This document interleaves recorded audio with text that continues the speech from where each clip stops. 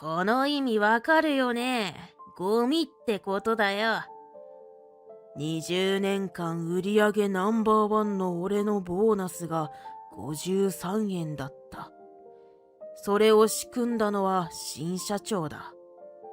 俺はすぐに抗議するが、新社長には無意味なことだった。お前みたいな上に逆らうような老いぼれはいたって何の価値もないんだからゴミだろ。そんな、私は40年間真面目にお客様と商品を大切にやってきました。いいか、よく聞けよ老いぼれ。お前なんかよりももっと優秀で有能な人材はいくらでもいるんだ。お前は雇ってもらえてるだけありがたく思え。じゃあ、私はいなくてもいいということですか？いてもいなくても一緒だ。もういいだろ。帰れ、無能のゴミ。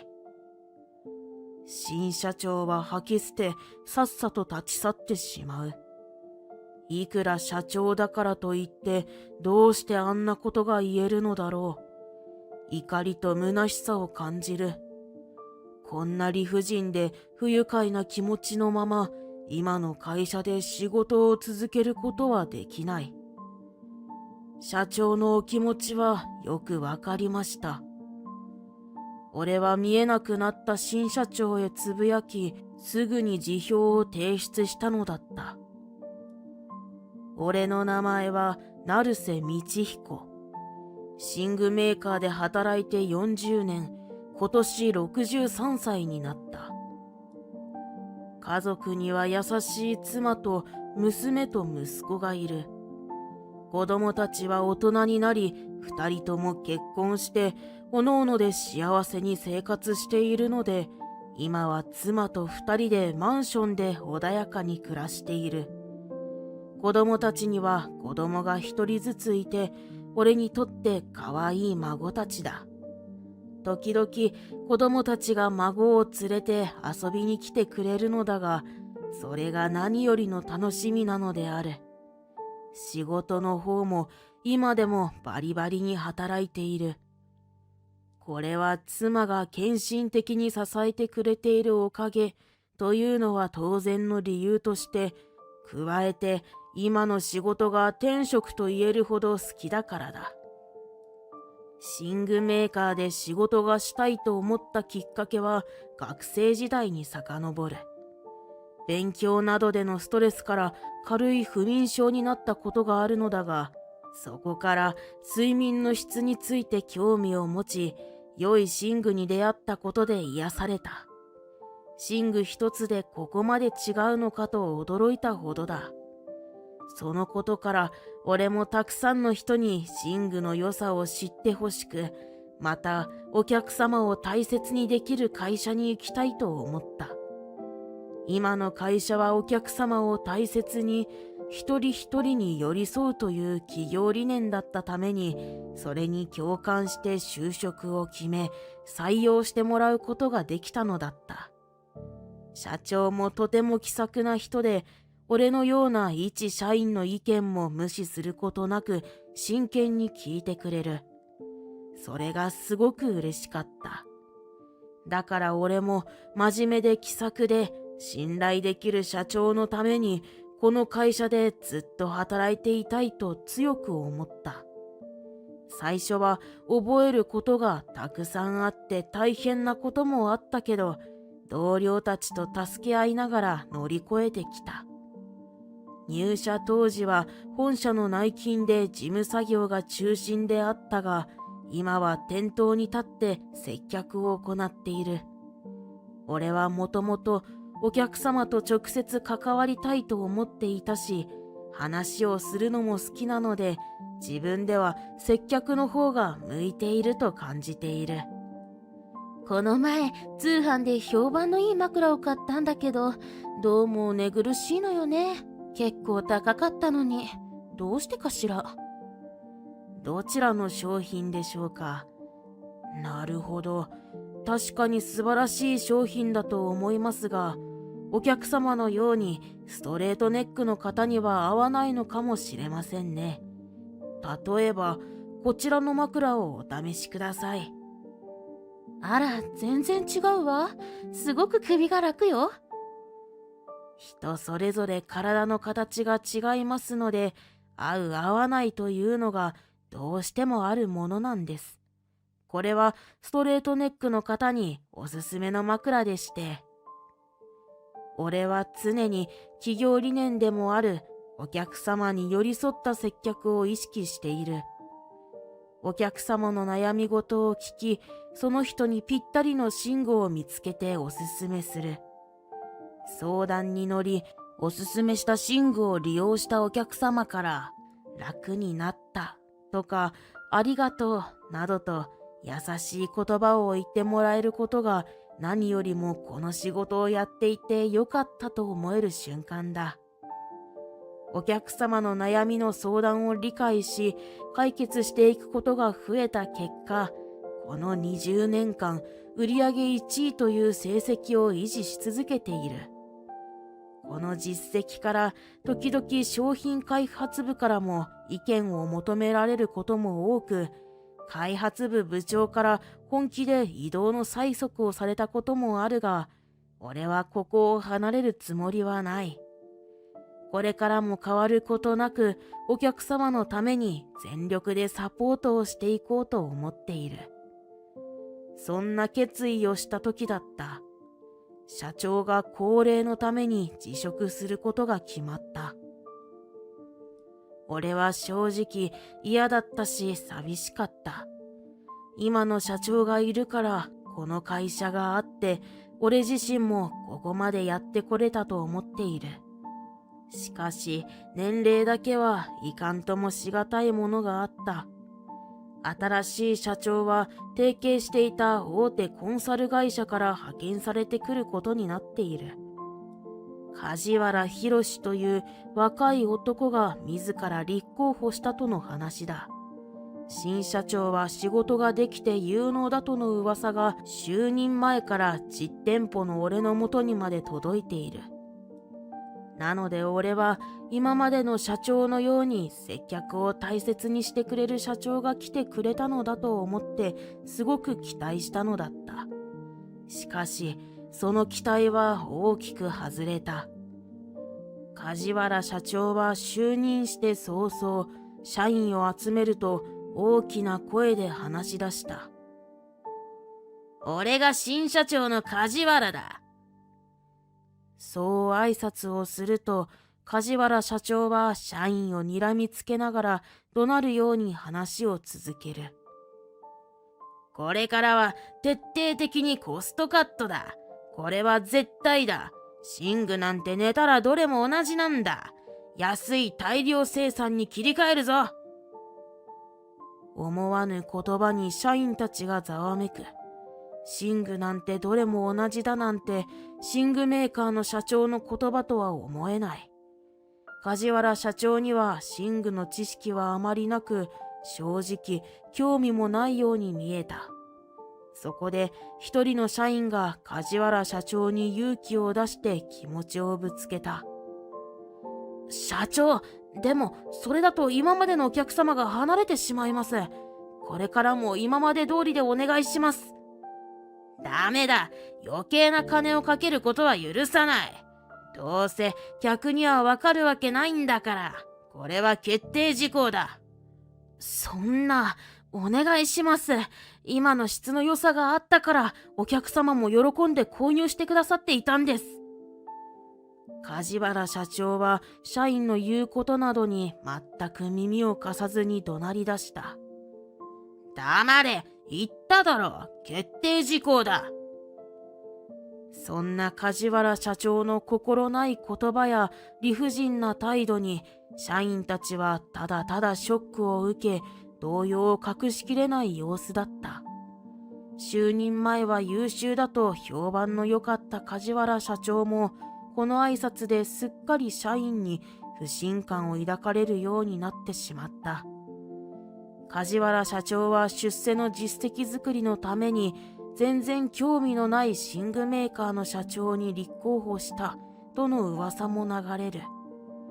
俺も他の社員同様、梶原社長とこれからの会社のあり方には疑問と不安を感じていた。それから梶原社長は言葉通りに寝具の質を低下させるようになった。俺は質の低下に不安を感じながらも、お客様により一層寄り添うことで、お客様に合った寝具を提供できるように努めた。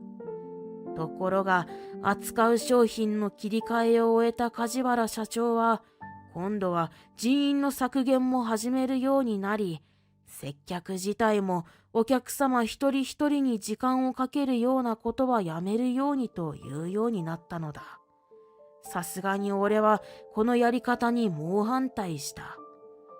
この会社の良いところはお客様に寄り添って接客をして良いものを提供しようとするところなのだ。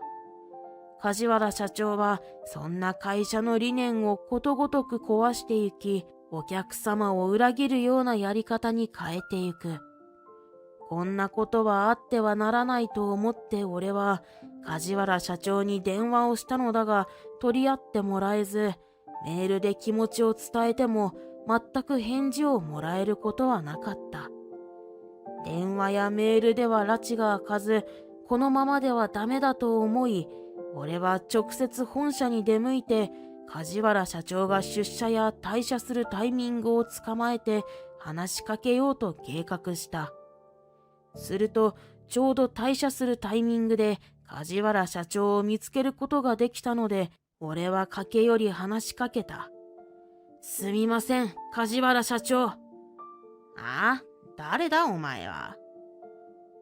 梶原社長は露骨にめんどくさそうな顔をして俺を見た。お疲れ様です。急に訪ねてきてしまい申し訳ありません。私は社員の成瀬道彦と言います。少し話を聞いてください。成瀬？ああ、何度も電話やメールをしてきたやつか。なんだいきなり。はい、梶原社長、人員の削減のこともですが、私は接客を大切にしていきたいんです。ですから、今までのやり方でやらせてはもらえませんか。はあ、なんだそんなことかよ。そんなことって、梶原社長。うるさい。そんな無駄なことして何になるんだ。時間をかけて接客したって売れるかなんてわからないだろうに。これからは俺のやり方でやってもらう。でも、お願いします。黙れ。俺は社長だ。俺に盾つくなんて年上だろうと誰だろうと許さない。無礼なやつだな、お前は。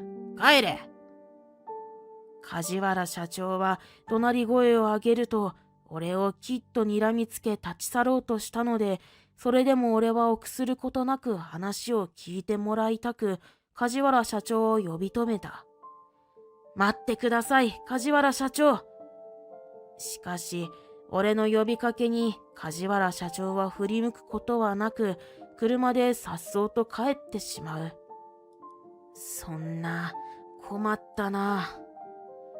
梶原社長にどんなに俺の気持ちを伝えても耳を傾けてはくれない。本当にこのまま梶原社長の言う通りにこの会社で仕事をしてもいいものか、俺の不安は増すばかりだった。しかし、俺はただの一社員に過ぎず、これ以上のことはできない。ただ俺なりにお客様のことを一番に考えて、懸命に仕事しようと思ってしばらくの間、様子を見ることに決めた。それからしばらく経った頃、会社のボーナスの時期になり、社員にボーナスが支給された。この時期になると、同僚と待ち遠しくワクワクした会話をすることが増えるのだ。それはこの年になっても変わらない気持ちだ。俺は妻と話して買いたい電化製品があったので、ワクワクしながら明細を開いた。だが、そこに印字された数字に、俺は年がいもなく大声を出して驚いてしまった。53円。なんでこんな金額なんだ？こんなの何かの間違いに決まっている。俺は何らかのミスだと思って急いで経理部に確認をしに向かった。俺は経理部に着くなり少し焦った声を出しながらも真剣に聞いた。すみません。はい、何でしょうか？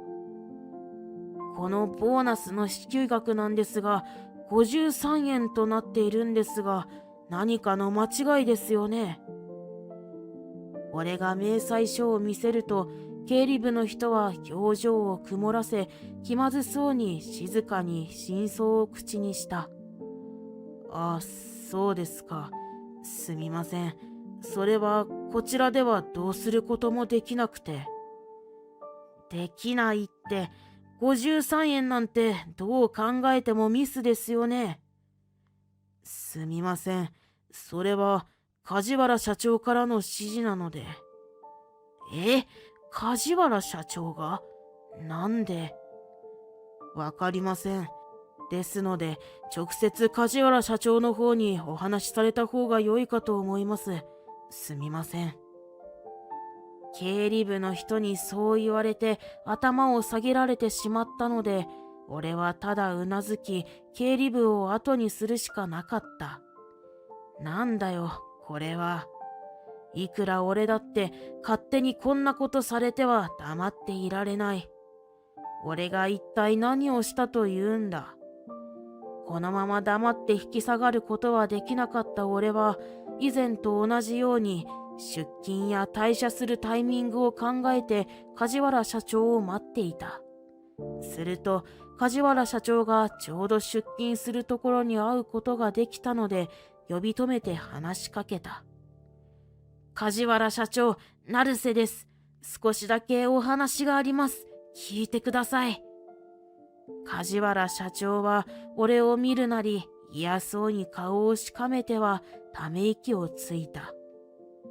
はあ、なんだ、またお前か。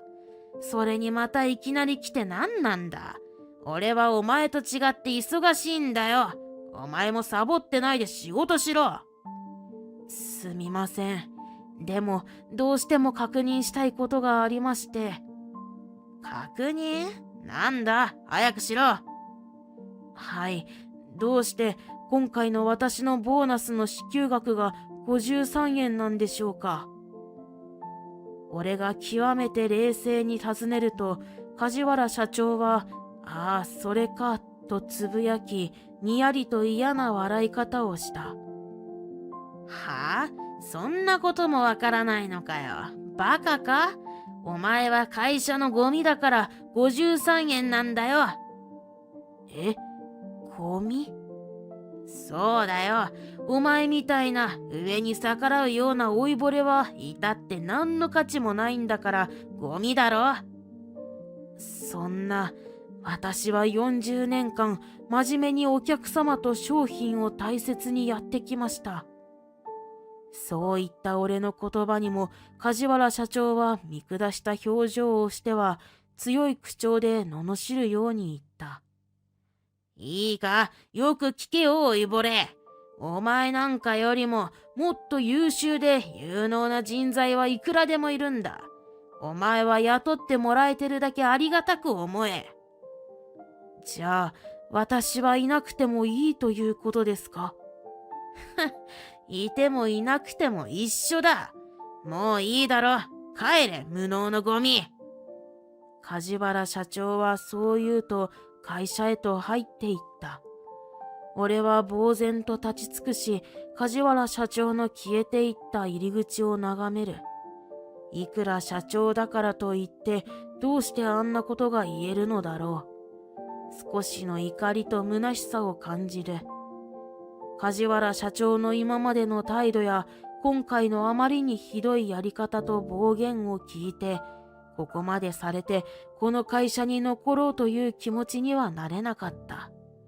ずっと骨を埋める覚悟でこの会社に入ったけれど、今の社長の下では無理だと思ってしまった。俺はすぐに辞表を提出し退職したのだった。さて、それから半年後、俺は寝具の良さをお客様に伝える仕事がしたくて、別の寝具メーカーに再就職していた。年齢が年齢だけに難しいかと思ったのだが、とてもありがたいことだ。いらっしゃいませ。俺は再就職先でも前の経験を生かした接客をしている。経験もあってか、売り上げを順調に伸ばしていくことができた。転職先はみんなでよりよくと意見を出し合うことができたり、お客様に合った商品を提供し、接客を大切にしようという方針だ。俺は今までお客様に寄り添った接客、寝具の提供を意識してやってきたので、今の会社はとても合っている。すごくやりがいも感じているし、同僚たちも優しく、助け合い、協力し合える職場なので、転職できて本当に良かったと思えた。そんな充実したある日、俺が退社するタイミングで思わぬ人が俺を訪ねてきた。前の会社の梶原社長だ。梶原社長、こんなところまでどうされたんですか？俺が尋ねると、梶原社長は沈んだ表情で口を開いた。君に戻ってきてほしいと思って、ここまで来たんだ。え、私にですか？ああ、頼む。ガバッと頭を下げる梶原社長に戸惑う。以前なら考えられなかった姿だ。なんでですか？梶原社長は私をゴミで無能だとおっしゃいましたよね。なのにどうして私を？君がいなくなってから売り上げが下がったんだよ。え？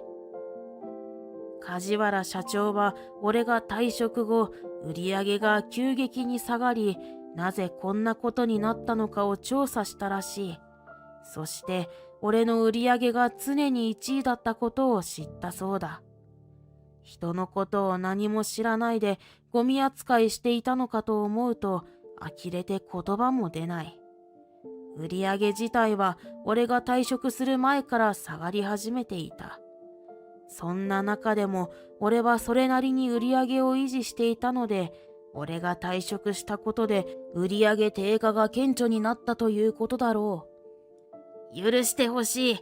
前に言っていたボーナスもきちんと支払うから、それに昇給もしよう。だからな、頼むよ。申し訳ありませんが。そんなこと言わずに、出ないと俺は責任を取らされ社長を解任させられてしまうんだ。助けてくれ。なるほど。会社のためではなく自分の保身のため、俺に戻ってきてほしいらしい。その社員をないがしろにし、お客様の気持ちに寄り添うことも考えもしないやり方が今の状況を作り出していると分かっていないのか。それに許してほしいと言われても、俺は俺が大切にしている寝具のことをバカにした人を許そうとは思えない。俺は寝具があったから、良い寝具と出会えたから今があると思っている。お客様のことと寝具のことを真剣に考えない人とは、俺は一緒に仕事をしたくない。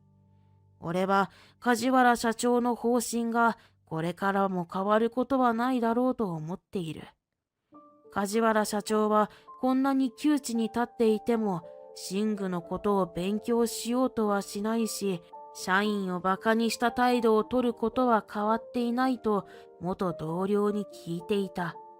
実際、今会って話をしてみても俺はそう感じた。なので、俺は改めて戻る意思はないとはっきりと告げる。梶原社長、俺はお客様を大切にした接客を心がけています。申し訳ありませんが、それを梶原社長の下では達成することができないと感じています。いや、しかし、それはなんとか。梶原社長はもごもごとなんだか煮え切らない態度を示した。その間に俺は梶原社長に言った。それからボーナスも昇給もいりません。俺は今の会社で満足していますし、これからもやっていこうと決めています。なので失礼します。待て、そこをなんとか、成瀬さん。梶原社長は今まで俺のことをお前だとかゴミなどとひどい呼び方しかしてこなかったのに、ここに来てやっと俺の名前を呼んだ。こんなことにならないとまともに人の名前を呼ぶこともできない人なのかと怒りよりも悲しくなった。梶原社長、私が20年間売り上げを伸ばしてきたことは事実です。でもそれは寝具のことを真剣に向き合い勉強したからです。俺は最後の情けと思い、なぜ売り上げを上げられるのかを話した。梶原社長は寝具の勉強もしなかったですよね。人の話も聞かなかったですよね。失礼ですが、そのツケが来ただけだと私は思います。だって寝具なんてどれも一緒だろ。寝具は人を癒したり温めたり、一人一人に合う形に作ることもできる素晴らしいものだと私は思っています。梶原社長のような考えでは売り上げを伸ばすのは無理ですね。では。ちょっと待ってくれ。頼むよ。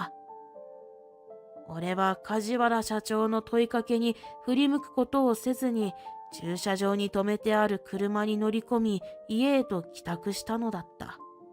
それから梶原社長は俺の思った通り自分勝手なやり方をやめなかった。その結果、無理やりなコストカットと方向転換による売上低下の責任を取ることになり、解任させられた。派遣会社の大手コンサル会社に戻ったものの、会社を窮地に追い込んだ梶原元社長に居場所はなかったらしい。もともと梶原元社長は成績を上げるために周囲に犠牲を払うやり方を行っていたようで、味方をするものはなく完全に孤立してしまったそうだ。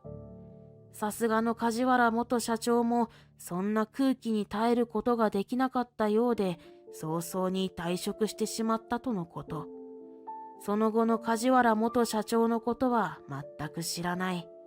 いつも誰かを思って助け合うような仲間がいれば、もしかしたら会社を辞めることまではせずに済んだのかもしれない。次の会社で仕事をするときは、相手を見下したり、馬鹿にした態度を取ることはせずに、他者と協力し、助け合うということを身につけ知ってほしい。そして仕事に真摯に向き合ってほしいとも思う。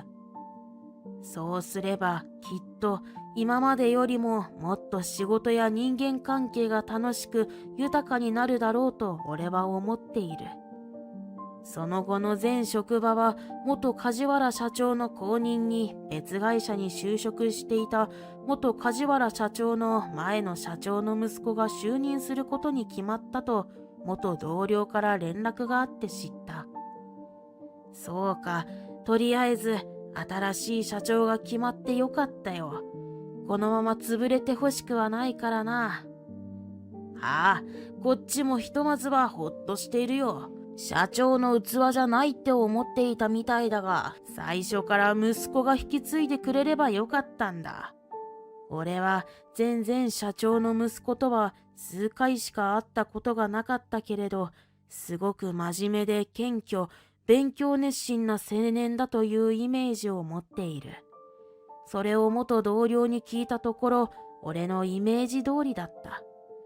寝具のことを一生懸命に勉強し、気さくに挨拶もしてくれる。社員の意見も真剣に聞いてくれる度量もあり、前のようにとてもやりやすい環境になるだろうと、元同僚は期待しているようで嬉しそうに笑っていた。それは俺にとっても嬉しいことだった。俺が慕っていた前社長のような気持ちの人が上に立ってくれるのならば、より一層寝具メーカーが良いものになるだろうと思えたからだ。俺は遠くからそっと前の職場を応援しようと思う。そして同時に俺も負けずに頑張ろうと思う。俺は正直前の会社を辞めた時に仕事を続けていくべきかと迷っていた。それでもやっぱりこの仕事が好きだから戻ってこられて本当に良かったと思っていて、採用してくれた今の会社に感謝している。俺はこれからも俺の心身を癒してくれる寝具をたくさんの人たちに伝えていこうと思う。寝具への思いは誰にも負けない。寝具への情熱と自分の信念に基づいたお客様の悩みに寄り添った接客を忘れずに、同僚たちと助け合いながら心身を込めて仕事に邁進していく。